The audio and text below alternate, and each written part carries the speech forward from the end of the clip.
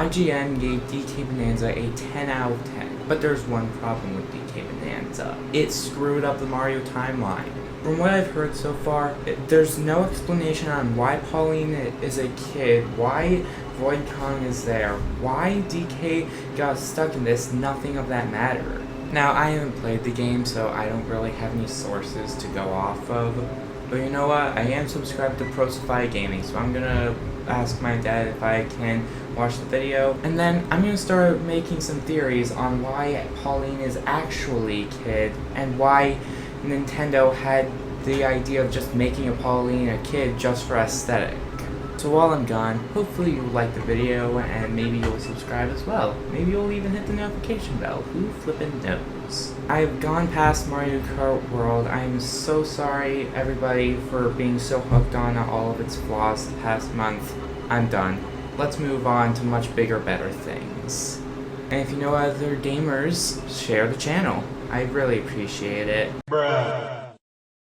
Seeing as how I didn't play DK Bananza and likely never will, I watched ProSophia's video on the ending at final boss ending, true final boss ending, yada yada yada. Let me say, blew my gosh darn mind. King K. Rool wasn't even teased and he took over New Donk City. My gosh, that was peak. And can I just say that Pauline's voice actor killed it. She's amazing. And can I just say that King K. Rool's transformation was also amazing? I mean, K. Rool, King of Rock. I don't know much about K. Rool, but that design, flippin' amazing. This game may end up being one of the best Nintendo games of all time with with how much was just put into it, and the ending made the payoff even better. But OMG, why the heck did New Donk City have a bunch of Donkey Kong references? Like, I spotted something about Lanky from Donkey Kong 64, and I believe On Guard the Swordfish. This is driving me insane. Is DK Bananza a prequel? I don't know. But I do have a theory that could technically mean that DK Bananza is a prequel. For starters, Pauline's name wasn't officially confirmed to be Lady in the original Donkey Kong arcade cabinet until September 24th, 2019. Meaning that it could have been an entirely different woman, and an entirely different man, and it still could have been Cranky Kong. Where does Mario fit in with this timeline? Well, technically the first Mario vs. Donkey Kong wasn't released until May 24th, 2004. Meaning that DK could even be a teenager the same time as Pauline. Maybe he's like 15 or 16. And Cranky Kong is like, I don't know, 50 or 60 or even 70. Seeing as how DK and Cranky are the only people in the Mario universe that canonically age, that could mean that their ages could actually be very young. And seeing how Pauline is 13 here, 10 years later could be when the first Mario vs. Donkey Kong that involved Pauline, which was Mario vs. Donkey Kong Mini's March Again, which was released 2009, 10 years before Pauline was confirmed to be Lady in the original arcade Donkey Kong cabinet. So while the original Donkey Kong cabinet was released in 1980, it could have technically taken place after the final Mario vs. Donkey Kong minigame, which is Mario vs. Donkey Kong Minis on the Move. So Pauline was in fact being taken against her will, but it was only out of friendship for Donkey Kong. I know that doesn't really make any sense. I mean, it doesn't make sense coming out of my own mouth.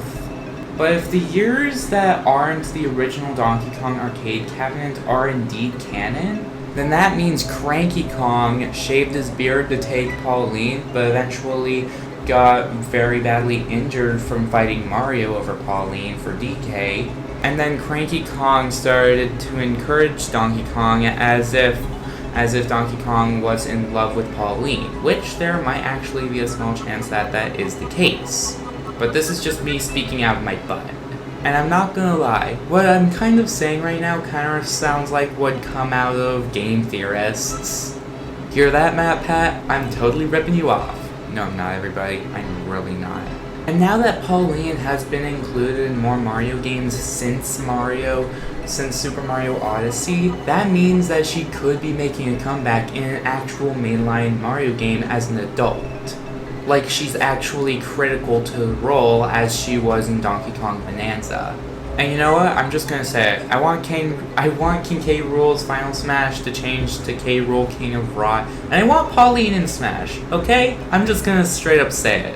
I won't go into much about Smash right now, but considering that Sakurai has been working with Nintendo for quite a while on Kirby Air Riders based off of his last video, it's possible that he could have known about Donkey Kong Bonanza and seen the ending long before DK Bonanza was released, and is probably directing a bunch of focus to redesigning the character's movesets based off all these crazy things that's happened. This may sound kind of crazy, but DK Bonanza's ending kind of reminds me of Brothership's ending, where it just gets more and more climactic as you reach the final boss. Meaning, indeed, that if I go over a whole Mario timeline breakdown one day, that I'm probably going to be putting most of the DK games in the wrong order compared to how they were released in real life. So I guess the overall summary for this video is that Cranky Kong has been encouraging Donkey Kong to go after Pauline bit by bit as if he was in love with her, and that's what's been happening in the Mario vs. Donkey Kong games. And DK Bonanza is just a prequel for Mario needing to rescue Pauline from Cranky. At first I thought that the Legend of Zelda series was supposed to be the one with the complicated timeline and Mario is just supposed to be simple and straightforward, but now it seems like Kirby's timeline is more simple and straightforward than Mario, and just by making this game, which seems to be a prequel, they've completely messed up Mario's timeline, and now people are going to have to make a bunch of theories like this on where the DK games and Mario games line up. But if that's the case, what Mario games come after DK Bonanza but before Mario Odyssey? That's where things get a little bit tricky. My theory is that DK Bonanza is the prequel that comes somewhere around the 2000s in Mario's life, that's before 2009.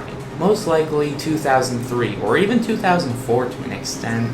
That's where DK Bonanza takes place, and straight after that is when DK Country series takes place.